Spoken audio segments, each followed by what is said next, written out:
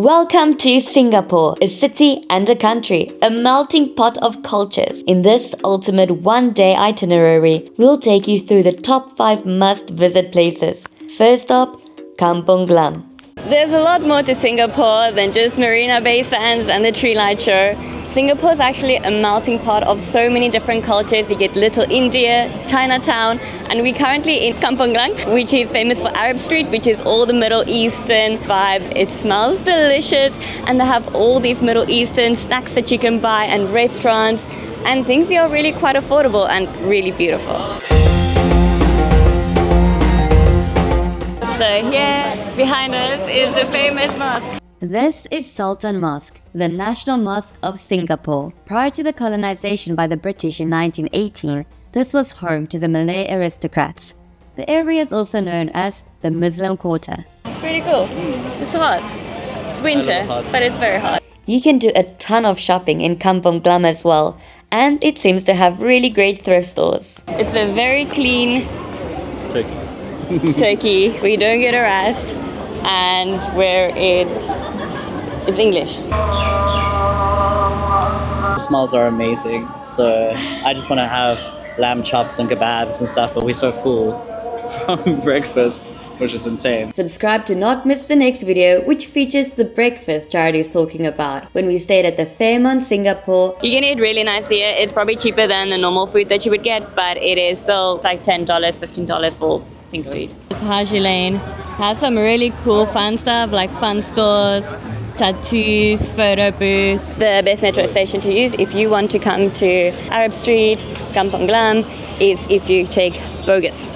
So you get off at the Bogus stop. Hey, get this place. Next, on our way to Little India. And you stumble onto some pretty impressive buildings while walking through the city. All these little hidden alleyways if you explore Singapore. It's pretty cool. So like it has a little bit of like a New Yorkie Japan vibe, like a mixture of it. We're on our way to Little India now, and you use the Little India stop on the metro. Very simple. If you're on the downtown. Where are we going? Basically just walking your own passage because no one's using it. This is the first time we've been alone in Singapore. That was nothing. Tara just led us down an alleyway. It says MRT. Maybe they're still building it. And so this time we're out exploring the little towns of the melting pot of cultures. And you sometimes like get a little lost, you know, as you try and figure out the public transport and you walk a lot. So sometimes you take the wrong turn and then you have to walk an extra block because you can't always cross everywhere. But it's all really fun. It's all part of like figuring it out. And Singapore is really safe. It's just hot. So like Jared said, if you won't be really in danger of people, but you might be in danger of dehydrating.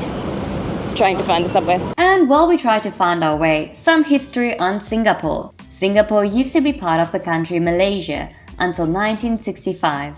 And the guy in the Grab actually told us last night, because I originally thought that they broke free from Malaysia by their own, but actually they were kicked out by Malaysia. And then they were like kind of worried because they don't have any real natural resources. And they're very small, and look at them now. Look at them now. So everywhere here you would see things written in English, and if there's a second language, it would be Mandarin. To me, the craziest thing in Singapore is still how you just tap your bank card at the train station, at the metro. Oh, the fines here are also pretty crazy. 7 years for shop theft, or like stealing stuff from the shop. $500 for eating or drinking. 1,000 if you smoke in the train or in public spaces. Gum is illegal in the country as well, chewing gum, and it's illegal to not flush the toilet, the public toilet. Oh, that's good. Said you can feel like it's India. They even turned up the heat. And the smell. You stop in Little India and it literally feels like you're almost in India. And you start doing this. Hot. It's good.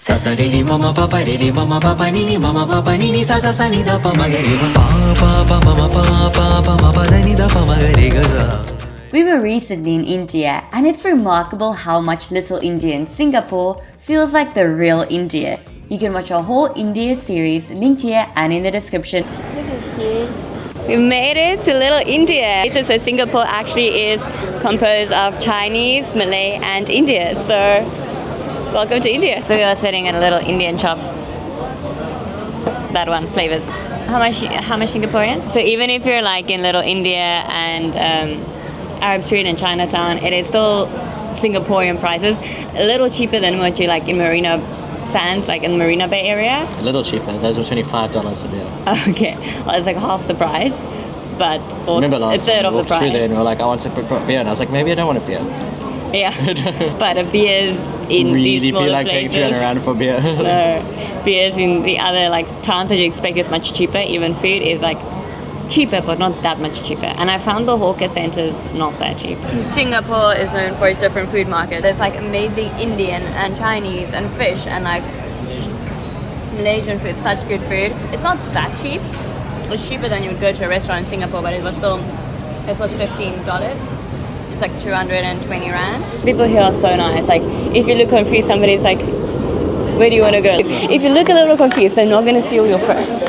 If you look a little confused, they're going to help you. A lot of other Southeast Asian countries, if you look confused, yeah, good to remember. We made it to Chinatown and it's a completely different world again.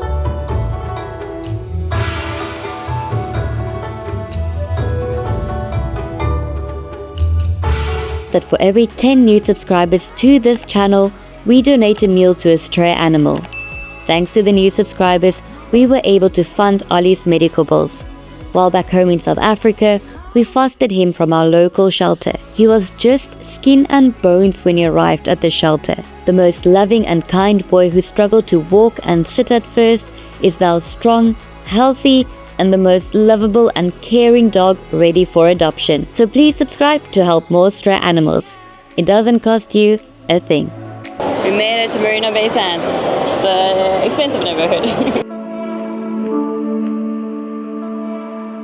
This is an 8,000 square feet mall filled with luxury brands and on the beautiful marina.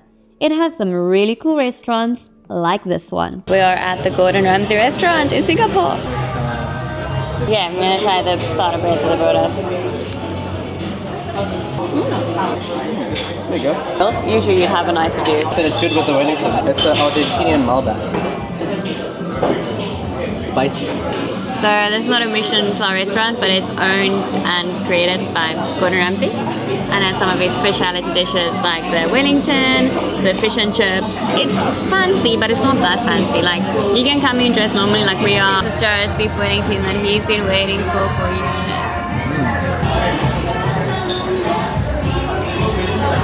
It's amazing. It's kind of like a combination of a really amazing fillet, but also a really good pie. It's really good. But it's one of his dishes that made him. Like it's his favorite thing to make, and he perfects it like how you make it. I think. I don't know. I'm not a Gordon Ramsay expert. What is the green and the black?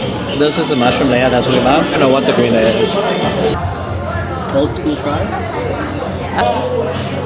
Oh wow, that's really good. I think yours might be better. Might be nicer. Maybe. Really? And the prices aren't bad. It's expensive. It's normal Singapore prices for food. $68 for the Wellington, $32 for the fish. We made it to the gardens at the Bay Area. Just over there is Marina Bay Sands, a famous hotel. And then you have the flywheel there. And then this side is Gardens at the Bay, which is kind of where we are. We have the tree light show and the flowers in the dome. It's like the main area that Singapore is really known for. We did like a whole day in here before of the dome and everything. You can watch it in previous videos. I'll link it here. But yeah, it's magical and it's free. It's free to walk through the gardens. It's free to watch the tree show, and you pay to go into the flower domes.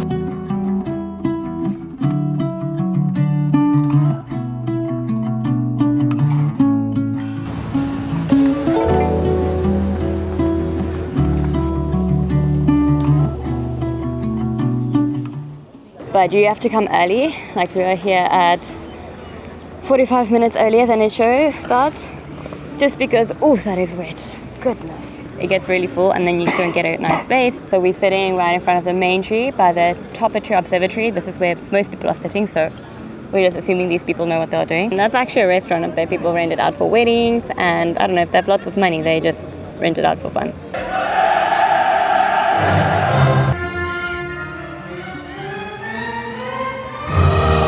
I hope this video helped you to plan your next trip to the incredible Singapore. In the next video, we compare a $400 a night hotel in the center of Singapore to a $35 a night stay just a few kilometers away. Subscribe to not miss that and to feed a stray.